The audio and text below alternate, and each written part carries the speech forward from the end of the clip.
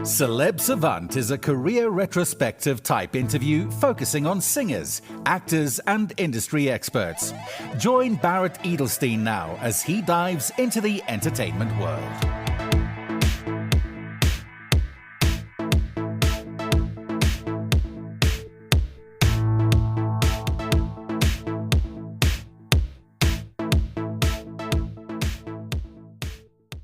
No Mercy is a project of German producer Frank Farian, mostly known for his work with Boney M. The band consists of three musicians, Marty Cintron and twin brothers Ariel and Gabriel Hernandez. The lineup hasn't changed since 1996, which is considered the official year of the group formation. Marty has Puerto Rican roots, while Ariel and Gabriel were born in Cuba. All three musicians lived in the USA until moving to Germany to work with Frank. The band had many chart-topping and platinum hits in the 1990s, namely Missing, Where Do You Go, Please Don't Go, When I Die, and Kiss You All Over. Since the 90s, No Mercy, represented by Marty Cintron, has carried on to tour the world successfully with sold-out shows and continue to release new music. Up next on Celeb Savant, we've got Marty Cintron from No Mercy. Where in the world are you and how are you doing? I'm doing well. I'm in Miami Beach right now, looking out at my porch right now. It looks like it's pretty nice weather. And I was in New York. I was there for Easter. Where does the name No Mercy come from? Well, we were sitting around with the producer, Frank Farian, in Germany, in Frankfurt. And we were at the table saying, well, what are we going to name the project? And we were just throwing some names around. And then one of the guys said, "Oh, well, you know, we should maybe." We were just talking about different things, and we're going to have No Mercy on when we come out. And they were like, you know, that name was adopted. We're like, man, that's a pretty cool name, No Mercy. Yeah. Let's do that. You know, it was kind of a quick thing, but we all agreed and we liked it, and and the rest is history. Okay, so now let's rewind your story. I know it's a number of years, decades, and so forth. At what age did you realize, whether as a child or teenager, cool, you want to be in this space, this Croatian music world, and how did that journey progress? Oh, wow. Well, you know, when I was younger, probably in, 15, so 13, 15, I started playing just a little bit of guitar, played drums, and, I took some music courses a little bit in, junior high school, or whatever you call it now, elementary and then middle school actually. And then I just really took to music, and I just was in different bands when I was younger, playing drums, starting out as a drummer and then switching over to guitar, then realizing, there was no singers around, I was the designated singer. So just evolved from there. And how did you meet the other guys from the band and Frank? Yeah, well, I was in Miami Beach in '95. I had come back from Japan after a little bit of an accident in Japan, and I was staying. I was actually performing in this restaurant on Ocean Drive in Miami Beach, and he was staying a couple of doors down at this place called Casa Grande. And basically, he saw me singing and playing, and he approached me to do it's like, wow, I really like your voice. Well, you play guitar. Maybe we could do something together. And I was like a little weary about who is this guy?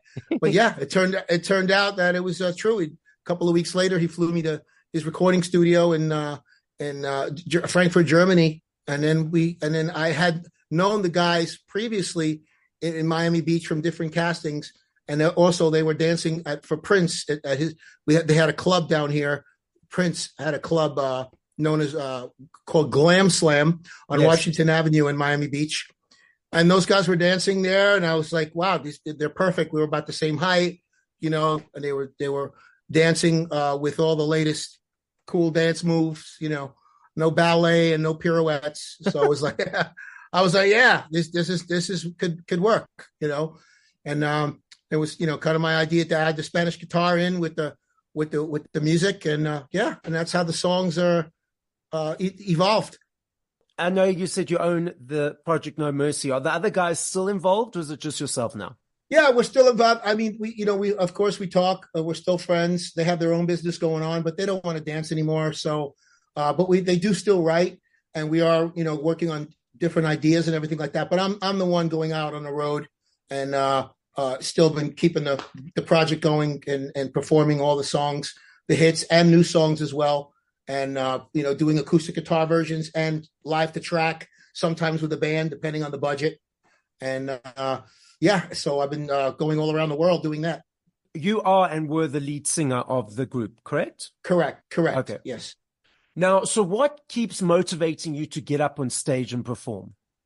Oh, wow. It's the people. I tell you, it's the fans. When you see how they react, like I'll go out even, whenever I go out on stage and perform these songs, it's like they just heard them like a week ago. It's amazing. Yeah. So that right there, putting a smile on people's face and seeing how they react to the music, that's a high in itself. Keeps me going to motivate to do new songs and new tracks. And of course, it's hard to get the newer ones out there without the big label support. But it's still, we're still doing it. I'm still doing it anyway. So it's a lot of fun.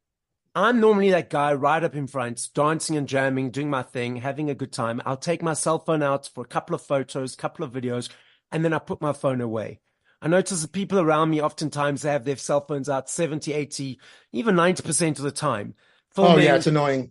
Okay, so from the person on the stage, you ready? I'm gathering that bothers you. Well, it does, but there's nothing you can really do about it. Can't say, hey, everybody, put your phone away. It's their personal moments that they gather, that they get from, so there's nothing you can do. You just gotta, that's the business we chose, and that, you have to roll along with it. So I just do. And then, whatever they want, it's up to them. You're there for them. They come to see you. So whatever goes. I'm cool with it. And what, after all these years, keeps you motivated to create new music? Yeah, like I said, just, being able to connect with people from all over the world, from different languages.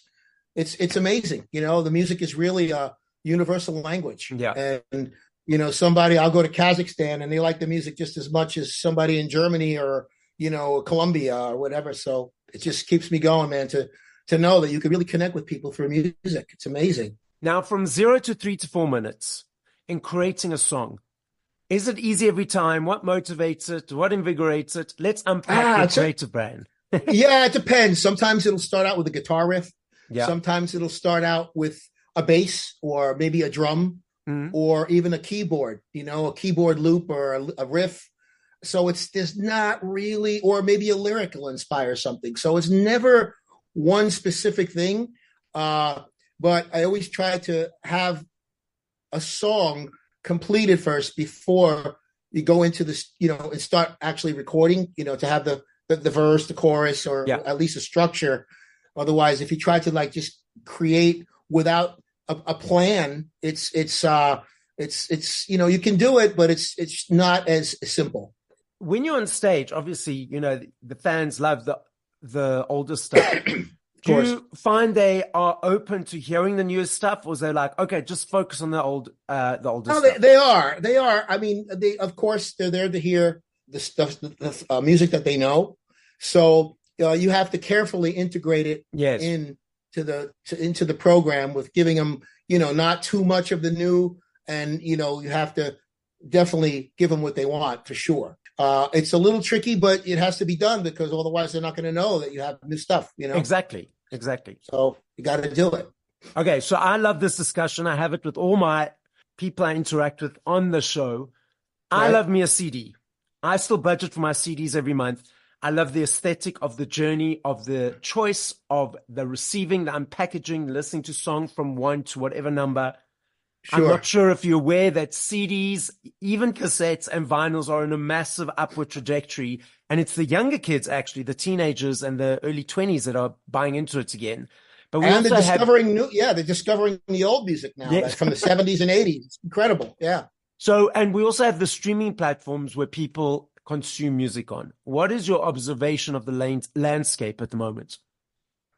Well, it's very interesting because people, with all the tools that they have with computers and the software that's very, very user friendly, you don't have to have $1 million console, to do a great song anymore. You could just use like GarageBand or even stuff with an iPad.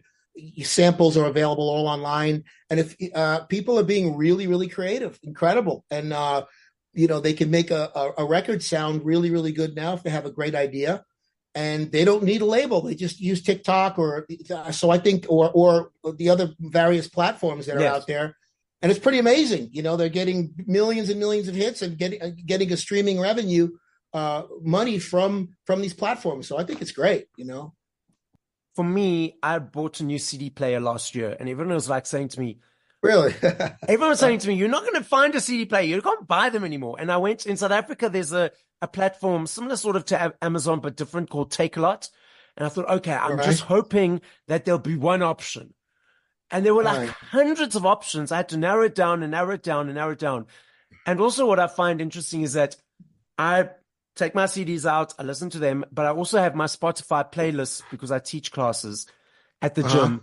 And the song that I listen to on Spotify and the song I listen to on the same machine on the CD, the quality of the sound is with the CD, it's like I'm in a stadium compared to on Spotify, it feels contracted and small. Well, because it's compressed. So the files are very, very compressed because they have to, with the Spotify, they have to compress the files to fit all the information down. So with a CD, you're getting more of the quality, the high fidelity sounds. It's like you liken it to a picture. You have a high resolution picture that you could blow up as a poster because you're getting all the detail, all the, much finer quality.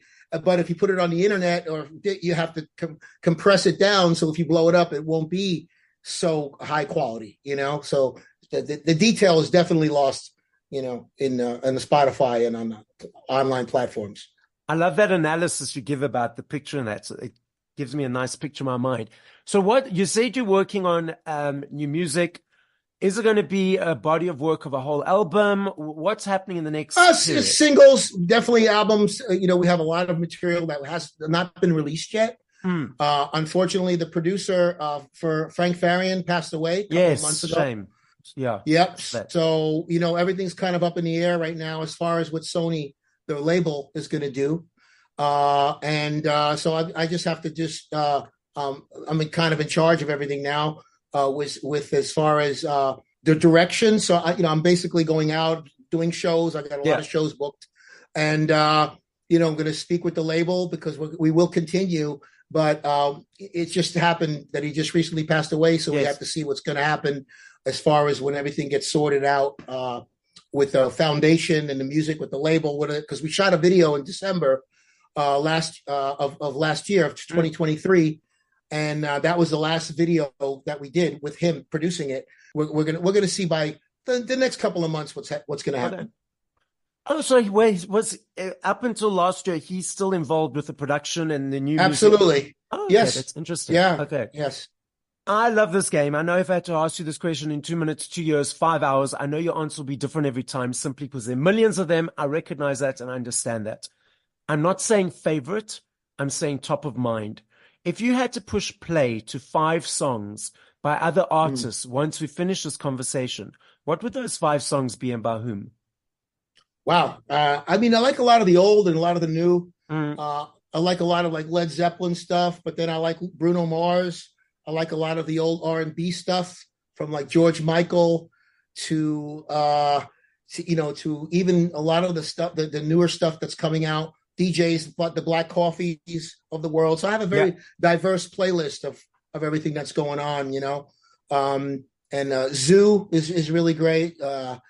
So there's just really some really interesting stuff happening in the musical landscape right now. So when you are listening to songs by other artists, are you able to just relax and enjoy it for what it is? Absolutely. Yeah, especially when I'm driving, sure. And especially listen to the production, how the things are panned left and right, and the different space that's in the sound quality and everything, and analyzing it. Yeah, of course. Okay, but now, are you able to just relax and enjoy it, or are you always analyzing it? Always analyzing somehow. Yeah. Okay. Figuring out how they created it. Yes, exactly. Okay. It's very hard to just sit and just being a producer and everything, to just sit and just, especially if you really like something. It's I like that, you're always trying to see what the process was, or think about how the process was creatively for them to get there. So even like Ariana Grande, you listen to those mixes and it sounds great. Some of the how big it sounds and spacious and the mastering, and there's a lot of elements that go into it. When you're writing or creating your own new music, do you have to take a step away from listening to music by other people for a moment because unconsciously you might feel, okay, well, we might be interspersing into yours, or that's not an issue for you? Yeah, sometimes, but it's good to kind of reference other songs that are kind of similar. So it's yes and no at that. It just really depends, on the music. But if you're trying to be totally original and just do your own thing, then there's no need to reference other things. But if you're trying to get a certain sound like a certain thing that you heard, then it's nice to just be the reference. Marty, the podcast is listened to throughout the world. So as a final message, what would you like to say? I just appreciate, all the fan support over the years. We had so much. I get so many from the Facebooks and the Instagrams, and even the fans that come out to watch the shows. It's been an amazing journey, and I can't believe like after all this time they still play the music on all these various platforms, including radio. So I just really appreciate it, and I hope they they find the new music interesting when it comes out as well. So that's about it. Thank you for listening to this episode of Celeb Savant. Please follow Barrett on TikTok, Instagram, YouTube, and Facebook at Celeb Savant. That's CelebSavant.